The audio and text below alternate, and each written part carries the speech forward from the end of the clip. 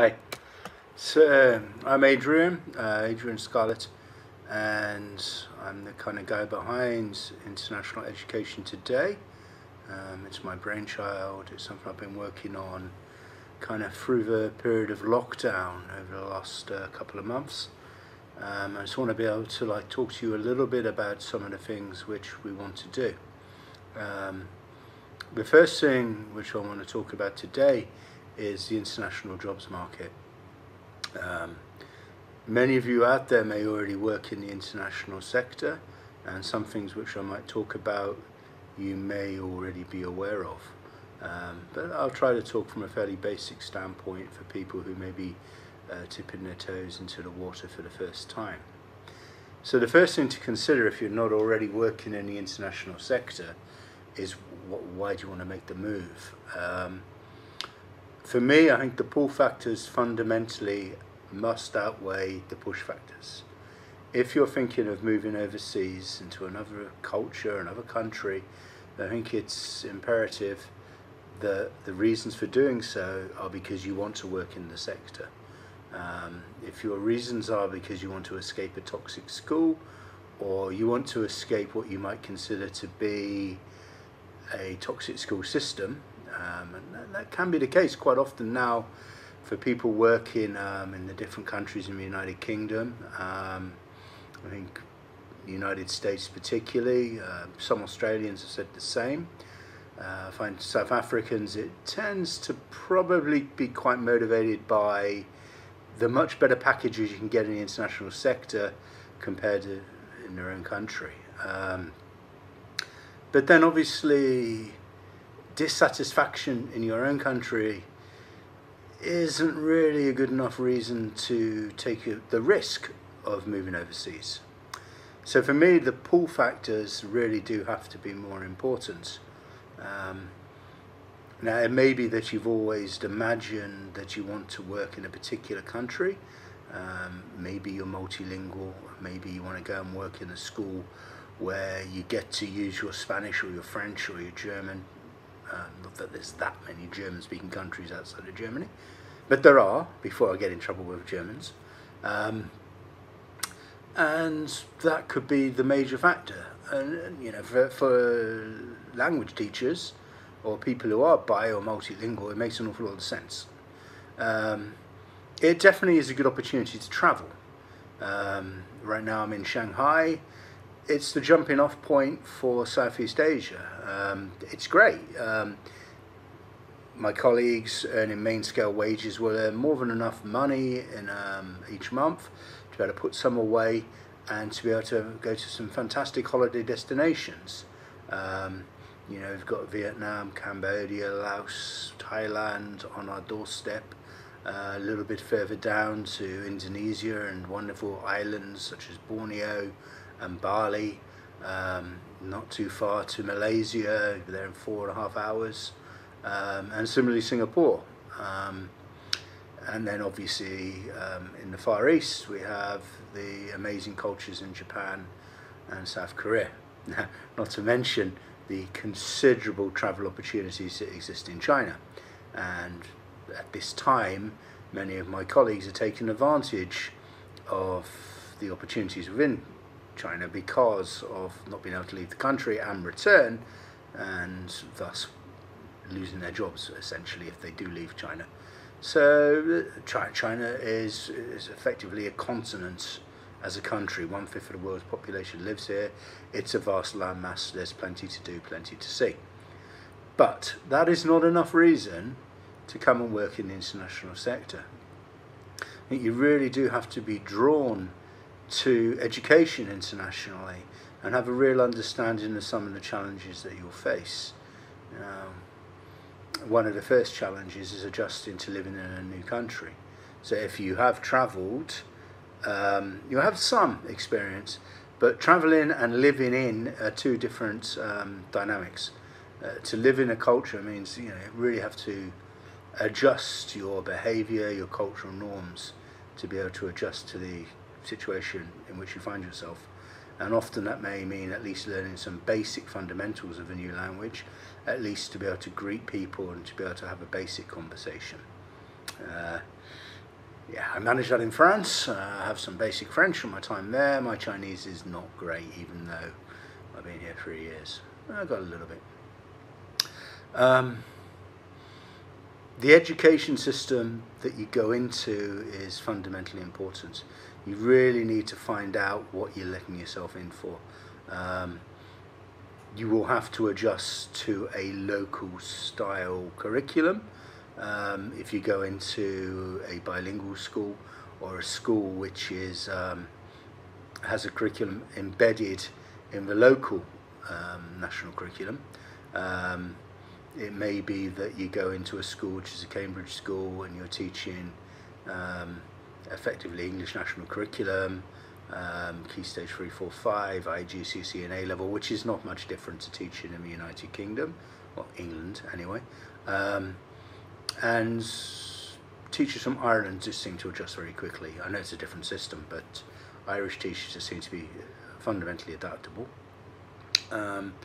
Or if you want to go into a US overseas school, if you're an American, you'll probably be teaching Arrow standards. American education reaches out, which are pretty much the same as Common Core.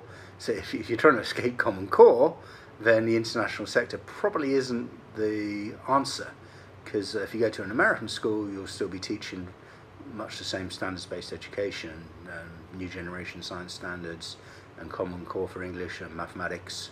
I'll say mathematics so I don't get caught in that gap between maths, which I would say, or math, as my American friends would say. You know, if you come from other countries, really, to my mind, if you're a good teacher, you've got good pedagogy, and you're exceptional subject knowledge, you can adjust to any system. IB schools become more difficult to get into as your career progresses. So for example, in my case, I've been in the game 25 years, I've not worked in an IB school. If I look at jobs, and I often do, partly for research, partly of own interest, and it's quite clear that an international baccalaureate school will require administrators, school leaders, to have had international baccalaureate experience. So I just skip past those ones because at my age it's unlikely to be appointed to such a school. My background is in English national curriculum, IGCSE and A-level particularly, being a secondary guy, and some experience of American standards-based education. And also, I'll always argue I've got the flexibility. I've worked with the Chinese national curriculum and various curriculum models which have had some impact on my work in Malawi, in Zambia, Botswana, France, Nigeria, etc. Well, there's no etc. That's it. Well, except for England. I've worked in England. So you're going to start looking for that international job. So where do you start? So for my British and Irish colleagues, probably one of the main starting points is the Times Education Supplement, TES Online, and to me it's one of the best places to look. It is what it is. You'll find a fairly vibrant international sector, particularly in normal times. Always lots of jobs at every level, from classroom teacher through to heads of school, executive head teachers as well. Lots of the more established international schools will advertise there. They're the most expensive for schools to advertise with, to the best of my knowledge, but their service is fantastic. Their website has probably got the biggest reach, certainly from the United Kingdom kind of sector. So I'd advise looking TES. In most cases you apply directly to the school if you use TES. The full information is normally there. You have the contact details, and normally you get links to the school so you can do a bit of due diligence, check it out, and see what you think. If you're writing the letter of application for a school, it's highly advisable to be able to cross-reference the prospectus, the information that the school sends you, the person specification, the job description, and perhaps be able to make reference to their website. That shows that you really have kind of done a little bit of background research. the higher up the hierarchy that you're moving, the more you probably need to do. Reaching out to the school in advance is probably wise, so you don't apply blindly. So for me, thumbs up, TES, uncomplicated. And if you're interested in Australia, then you've got the Smart Education Partnership now. I think of Australia, you probably need to have your work permit before you go. You probably have to be an exceptional teacher for an Australian school to process your papers for you, but you never know. The next place where I look, and my favourite place in education in many respects, although wider in education, is LinkedIn. Now, LinkedIn I love. I can't say anything bad about it. I write on there frequently, probably post every day. My colleagues think I'm obsessed. But when it comes to their jobs boards, I don't find it that user-friendly. I find that when you're trying to sort jobs by industry and by location, that it gets a little bit overcomplicated. I find it quite hard to filter out jobs in China because it's where I am and they tend to prioritize those, or to be able to filter out jobs in the United States, which many of the jobs are. No offense to the United States, and I love the country, but I don't want to work there. So when I'm looking, for me, it's Southeast Asia, probably for my next point of call, or sub-Saharan Africa, possibly Europe. I've got a young family, so I'm kind of thinking what's going to be the most child-friendly environment to live in. China's great, concrete jungle though, so it's not so good for raising very young children. And LinkedIn really doesn't offer me that sorting facility that I'd like. Now, in fairness, LinkedIn is a tool which is dealing with every industry, and you can streamline to get into the education sector very easily. It's just the kind of more detailed features that you get in some of the specialist education sites which are probably missing. So that brings me to Search Associates. Search Associates are probably the biggest, most well-known player in the market for recruitment agencies.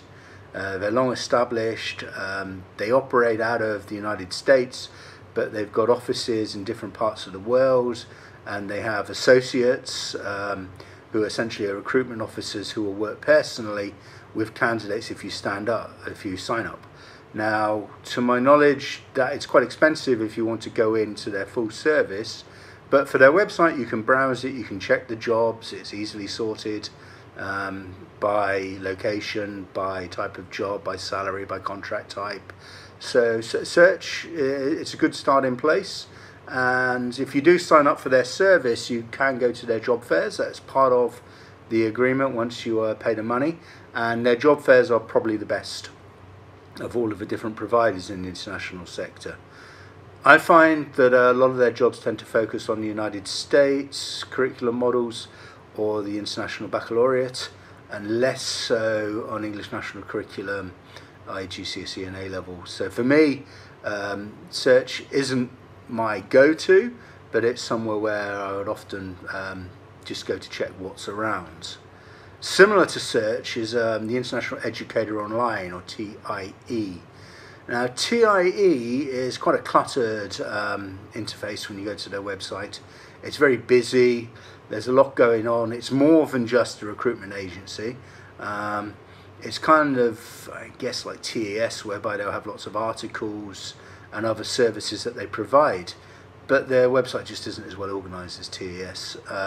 Plus, if you want to click on the job and get some details of the job, what type of curriculum it is or where exactly the job is, then you have to sign up and you pay $30, and that's just to be able to check. I've never gone beyond that stage with them. I have paid the money because I think part of being making these videos and part of setting up my website, I need to do the background research. So I signed up, and I've played around with their tools, but I've never really gone much further because I've never seen a job which I could even kind of tentatively apply for. So they're not for me, but yeah, I think a lot of people do like them. One of my favourites is Teacher Horizons. There's a few little bugs on their website which annoy me, but by and large, they're pretty good. Once you sign up, you can access all the job details. The one thing that they do, the bugbear, I guess, is they don't necessarily tell you the name of the school. They'll tell you where it is. They'll tell you the type of curriculum. They'll tell you, enough information you can sometimes work out which school it is, but they won't actually tell you because part of their service is to use them as the recruitment service. So thus you sign up, you submit to them if you are interested in a particular job that you see, and you go through their agents.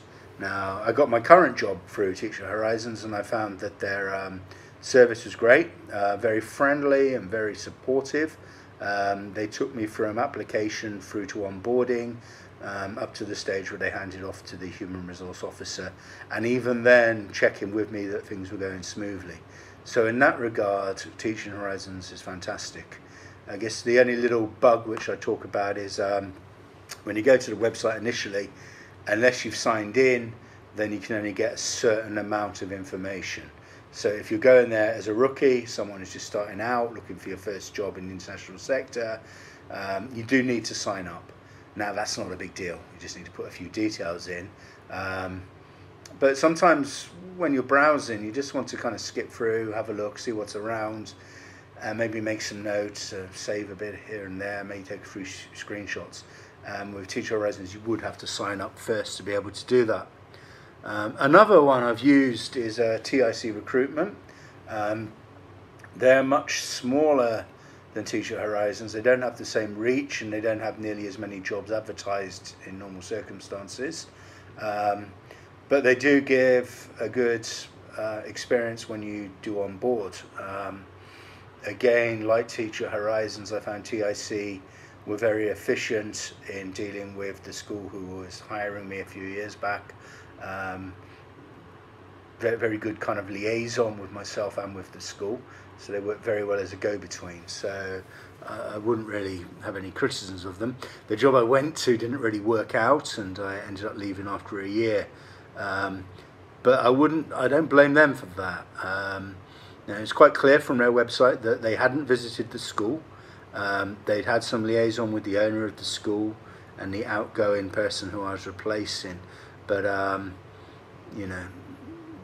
it was up to me to do a little bit more digging, and that's a key thing if you're looking for a job in the international sector, is you do really need to do your due diligence, do your background research before you make such a move. In my case, I moved to Port Harcourt in Nigeria, and I know now anyone watching is thinking, well, it's probably a bit risky, but I've worked extensively in sub-Saharan Africa, and to be fair, Nigerians are wonderful people, and there's a lot which is very wonderful about their country. But I just found that the vision and the mission of the school I went to work in was actually nothing like it professed to be. An owner who just wanted to make money, and that was the bottom line. And I'm a bit of an educational purist. Of course, I recognise the business side as head of school in that case, but not at the extent of sacrificing the best curriculum model and the best aspects of teaching and learning. So that didn't work out, but I wouldn't blame TIC. I think they were pretty good. A new one, new kids on the block, are Atlas Teachers. Now, the thing about Atlas Teachers, they have a partnership with the British Schools in the Middle East, BSME. They're based in central England. They've just started out in the industry, and as newcomers, what I'm most impressed with is their website. It's probably the most intuitive, responsive website that I've come across during my research. Very, very easy to navigate, very straightforward, so there's a lot to be said for it. Not a lot at the moment, a handful of jobs, but it's hard to kind of gauge where they will stand in the marketplace, given the fact that there just aren't many jobs around, too many borders are closed as I make this video, and a lot of schools just aren't recruiting at this present time, except maybe within their own country. But Atlas, I think they offer more than just the Middle East. They offer a global platform, but it does seem that to a large extent their core market will be the Middle East. So another teaching agency who I'm familiar with is Teachaway. They're more than just an agency. They have offices in the UK and the US. An impressive database of jobs, really quite considerable number of jobs up there, maybe with TES or Search. Most of the jobs that I found advertised on their website would be for the Middle East or for China, but that's not unsurprising given that most international schools will be in the Middle East region or in China or other parts of the Far East, but particularly China. There's a huge proliferation of international schools in this country, so that's not surprising. What I like about their website is once you've signed up, submit your website, your CV, resume, you then can use their quick apply feature. So provided that schools are happy to receive generic CV and generic supporting statements, which I think many are, particularly if you're a main scale teacher, it's great. You don't have to constantly keep putting in the same details if you are applying for several jobs, which is worth doing. If you're applying for the international sector, whether it's your first, second, third job, it's always worth exploring, doing a few interviews. You know, I wouldn't say apply for a job unless you're genuinely interested. You don't want to waste people's time, but it's good to get interview experience. So sometimes you could be a little bit ambitious in what you apply for and see how far you get through the process.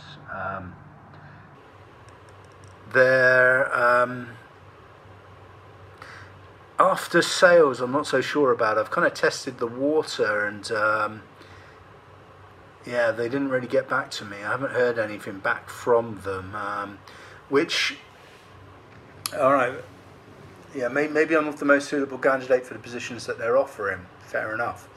But what you find for some of the other recruitment agencies is that they'll get back to you anyway, and they'll look at your CV and be like, okay, we'll keep you on our file. Maybe we'll have a little chat. And that's one thing I've been impressed with some agencies, where they'll have a little chat anyway, put you on the file, and then maybe they'll contact you if something comes up.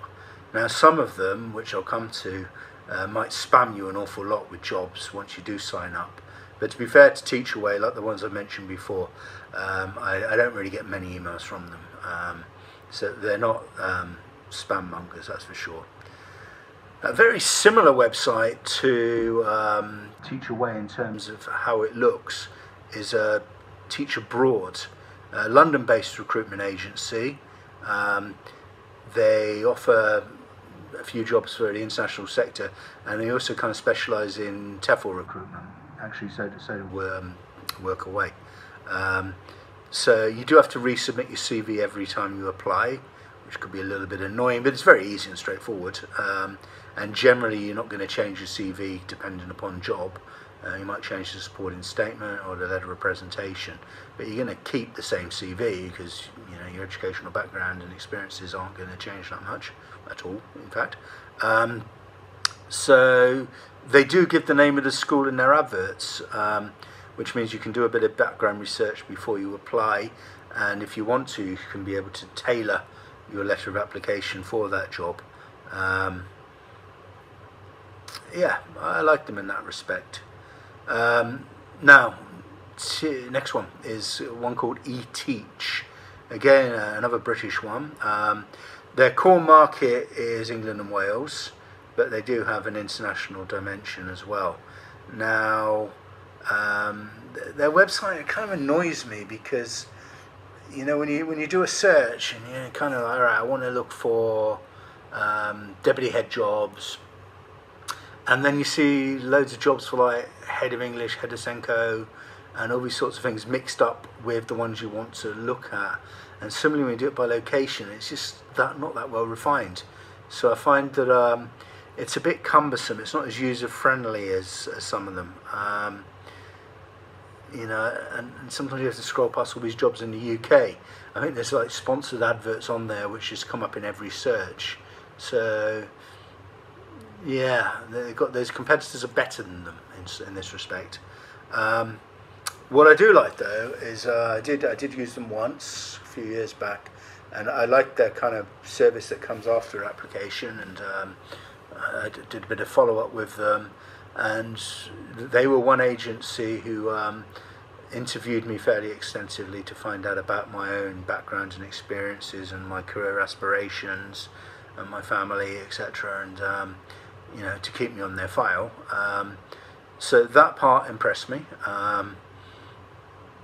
So eTeach could be worth a shot in that regard. Another one I've come across, which I haven't used, but I've done my research for this video and for my writing, is Workaway Recruitment, who are an Irish agency.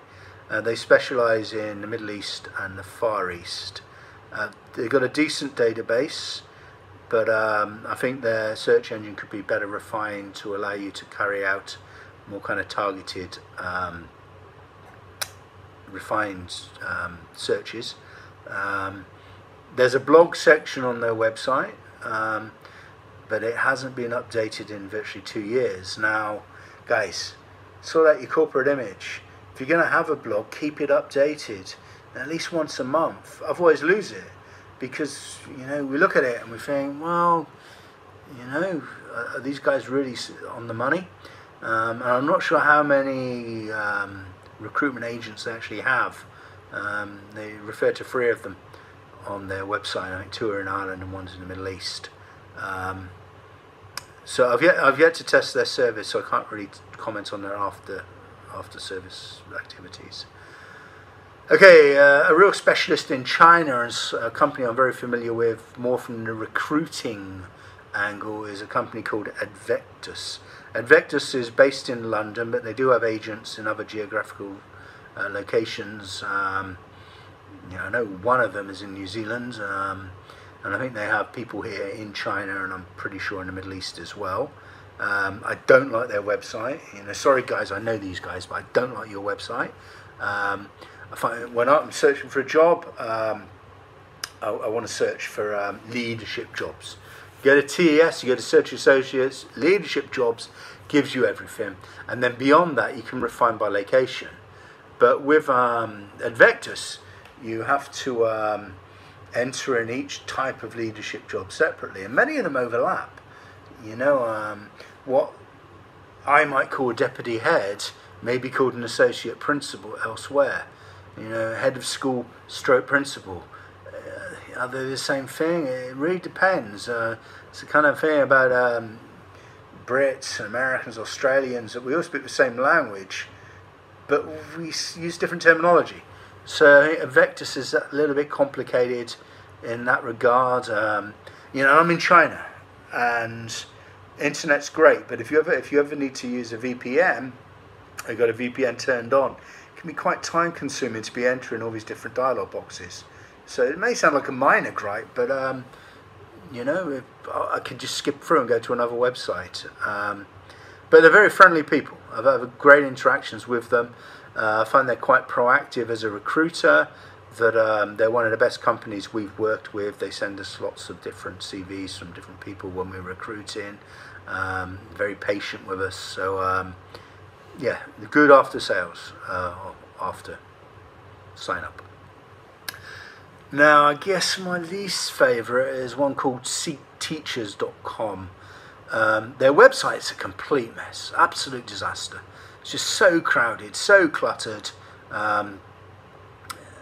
It looks alright to one extent, because down the left hand side you have all the different countries you can click on, but when you do, it might say like there's 12 jobs in Singapore, but there's not. It's like maybe 2 or 3 jobs, but they're repeated. So what's that about? I want a bit more kind of professionalism from a recruitment agency. So I'm not impressed. I think it looks like there's more than there is. So that's not great. And to be fair, I even wonder if they're a genuine recruitment agency. It's got to the stage where I've actually tested the water quite a few times, just to see if they ever respond. And over the years, Seek Teachers have never responded to me or anyone I know. So you send off your information through their website, and they don't reply at all. So, I'm well qualified. I've got 25 years experience. I've worked in several different countries that I'm not going to fit everywhere, of course, none of us do. But on paper, I'm pretty good. So, the fault's at their end. Because at the end of the day, I get responses from other agencies. Seek teachers, really, it's just almost rude. Now, if you're a school leader, you might think to use the Council of International Schools website. There's nothing on it right now, but that could be COVID-19 related. But normally they carry half a dozen, maybe a dozen adverts at a time, and I think it's almost exclusively leadership jobs. And Council of International Schools are the market leader in terms of accreditation in the international sector, so they're very credible. They also have the most rigorous child protection procedures. So if you apply to them, you will be screened to the nth degree, which is a good thing. But can be tricky if you've worked extensively, particularly in the developing world. I've worked in Nigeria. It's not easy to get documentation. I've got what I had when I left, but if I need updated stuff, it's going to be quite tricky. So if you're in a similar position, other agencies will do child protection. It's a must, and schools must insist that it's done properly, and schools have a duty to do it themselves, not just rely on the agents. So even if you doubly have to do it, then all good by me.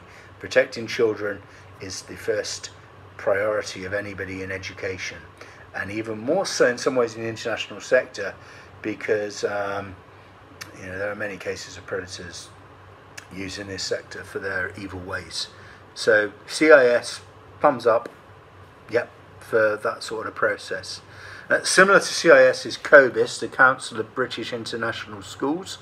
They have a jobs engine on their website, under the job section, funnily enough, and it takes you to a page powered by TES. So they have a partnership with TES, and once you click on it, it just takes you to a list of jobs, kind of probably just sorted from TES, and it's a TES format, which I love, which is user friendly. So yeah, fair play to them. It's good service. They don't really, I don't think they get involved in the recruitment process. They just offer that service of being able to lead teachers towards jobs through their websites. So that brings me on to the IB sector. The only reason I leave IB to kind of towards the end of this video is because I'm not an IB teacher. I'm less familiar with the websites and with their processes. But I came across a couple of good ones, and I think if you're looking to IB schools, then they're worth checking out. Now, if you are going to IB, the nearer you are to the start of your career, the better chance you've got of being employed in an IB school. And I'd fundamentally recommend it. I think it's certainly an extra arrow in your bow. Once you've got the IB training, then you can get a job in any IB World School. You can move outside the IB sector, work in another school, and go back to teach PYP, MYP, the international baccalaureate diploma. So yeah, go for it. Go for IB schools. Yeah, as good as any. They're not better than others. I think there's a certain kind of arrogance in IB schools. Now, to my mind, having worked in this sector for a long time, there are very, very good schools using Cambridge curriculum, using American curriculum models, using Australian or other models.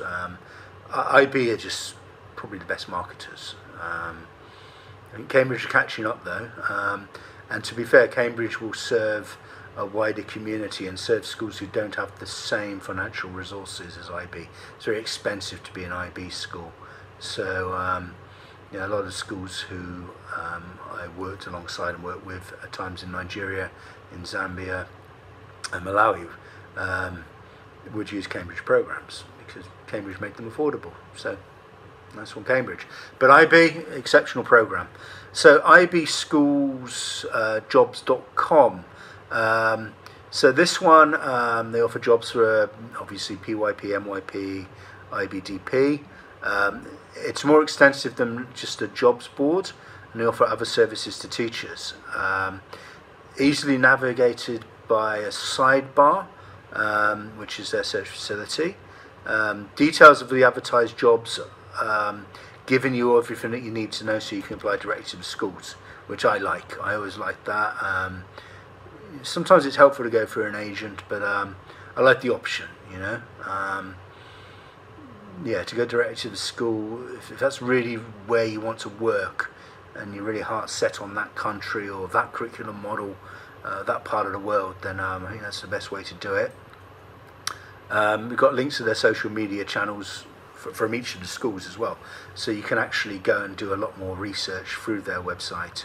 And not dissimilar to them is IB Connects, which is an American recruitment company set up by a guy who used to work in an IB school, according to the website.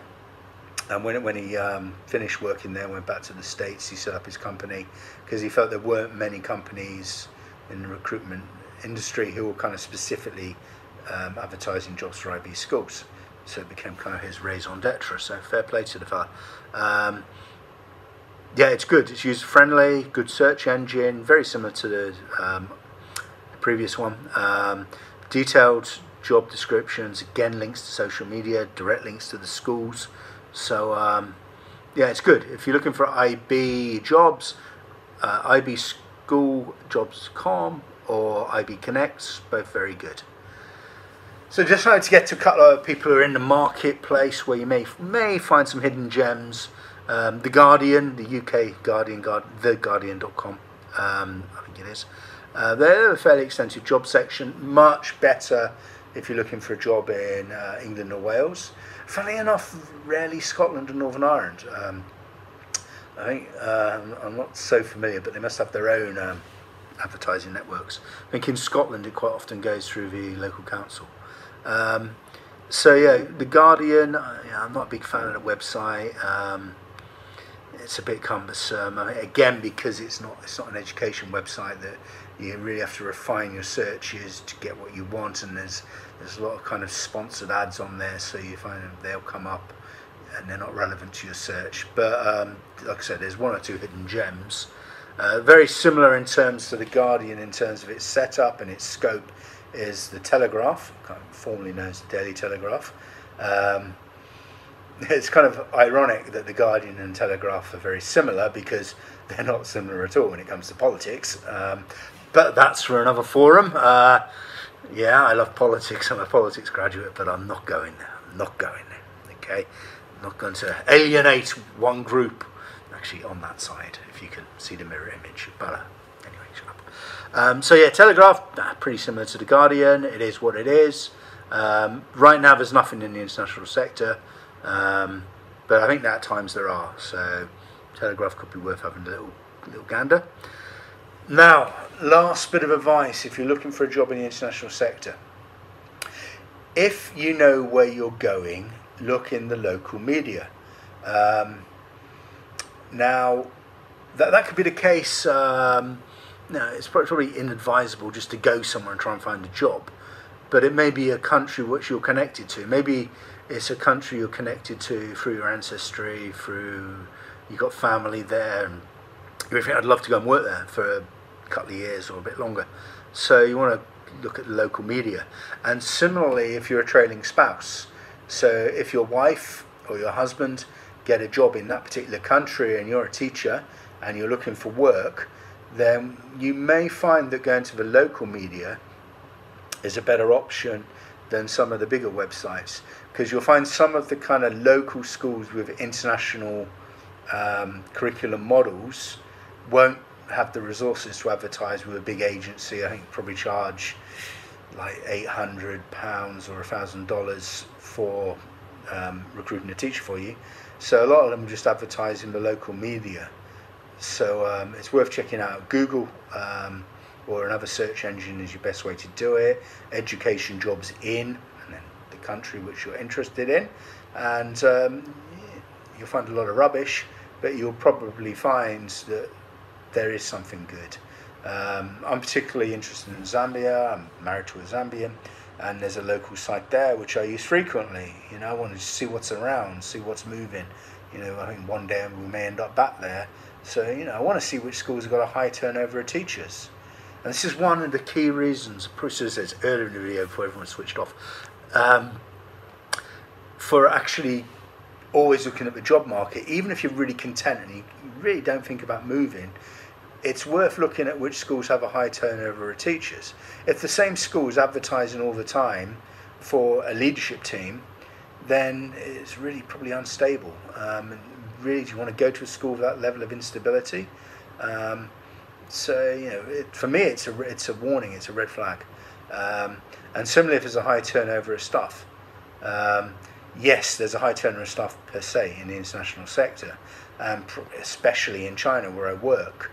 Most people will do 2 years, just do the one contract. I'm in my second contract. In fact, I'll be looking during the course of this year.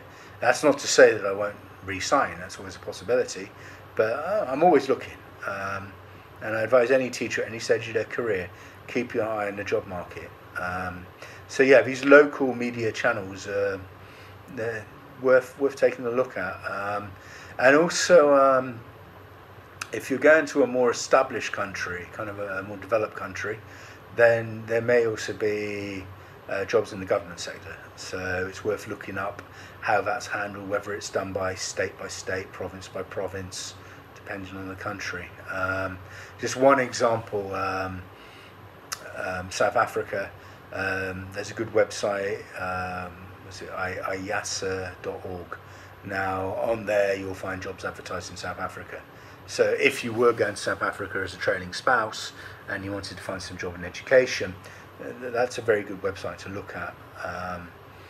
If you're looking as an international teacher who wants to work in South Africa, most of the jobs would say that you need a South African certificate of education. Incidentally, you can get that. If you're a foreigner, it is transferable. So don't be put off by that. But it's an extra layer. And if there's two candidates who are fairly equal, it's much easier to hire the local. And don't get me wrong, I'm all for local empowerment in any country. If you can get someone to do the job who's a national of that country, then why give the job to someone coming in from overseas? Particularly if you're talking about the developing world. There's certain jobs which obviously local people are well qualified to do. I think some schools can kind of a little bit dubious and hiring foreigners for jobs which can be done by locals, but it's good to get the blend. If you've got a mixture of both teachers who bring in their different experiences and their different systems, then you're going to get a really kind of vibrant academic community and lots of different ideas. Just as an aside, when I worked in Malawi, I guess we were 50-50 foreigners. I hate the term expats. I just hate it. So foreigners, and half the staff were Malawians, and we learn from each other. To me, that's great. I love working in Malawi, and that's another thing. Don't always be put off by developing world countries. For me, Sub-Saharan Africa, I just love it. It's my passion. And there's some real gems of schools there. You may not get the same access to electricity at all times, and you do have to make do. But don't be fooled. There's still going to be good levels of technology, and there'll be a good infrastructure within the school. There's other challenges in living in a developing country. But for me, it's just fantastic. I love China. I love working in France. But my experiences in Sub-Saharan Africa are just amazing. So could be worth a look. I think South or Central America and parts of Asia will be quite similar in terms of some of the challenges you face. So, ending there. Hopefully this has been helpful. Hopefully at least gives a few ideas, gives you a starting point if you're in your first quest into the international sector. Or if you're more experienced, maybe I've mentioned a few websites you weren't so familiar with. If you're from any of those websites, because I'm going to tag you, get back to me. If you're from Seek Teachers, come on, defend yourselves. Tell me, come on, what is it? Am I wrong? I don't mind being wrong. Is it just me? Other people may have had amazing experiences. So in the comment box underneath, if you've had amazing experiences as Seek Teachers, defend them, because I've been quite critical of them. Maybe you haven't had the same lovely experience with Teacher Horizons as I had. Comment box. Let's get a dialogue going. Let's get discussing.